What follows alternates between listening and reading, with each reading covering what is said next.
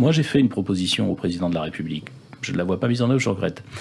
D'appliquer la théorie de Milton Friedman, un économiste américain, qui dit quand on est dans cette situation, il faut faire ce qu'on appelle l'hélicoptère monétaire. Bref, il faudrait que la Banque Centrale Européenne, au lieu de distribuer de l'argent aux banques, en distribue aux familles. C'est à peu près 1200 à 1300 euros par an et par famille. Pourquoi ? Parce qu'aujourd'hui, quand on donne de l'argent aux banques, ça fait monter les marchés financiers et gonfler les prix de l'immobilier. Il y a deux bulles énormes qui sont devant nous. La bulle immobilière et la bulle financière. Quand vous donnez de l'argent à une famille, elle le dépense, ça fait gonfler l'économie réelle. À la sortie de la crise, on a besoin de faire fonctionner l'économie réelle pour éviter que les bulles nous explosent au visage. Et donc ça sera peut-être l'un des débats de la présidentielle. Je pense que c'est un débat qu'il faut poser à l'ensemble de l'Union européenne. Arrêter de donner de l'argent aux banques qui gonflent des bulles financières et immobilières qui vont nous exploser au visage et qui vont nous ruiner.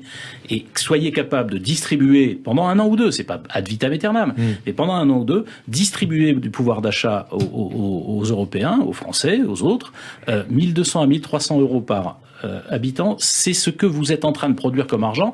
Donnez-leur quels que soient les revenus des habitants. Bien sûr, ça absorbe l'inflation.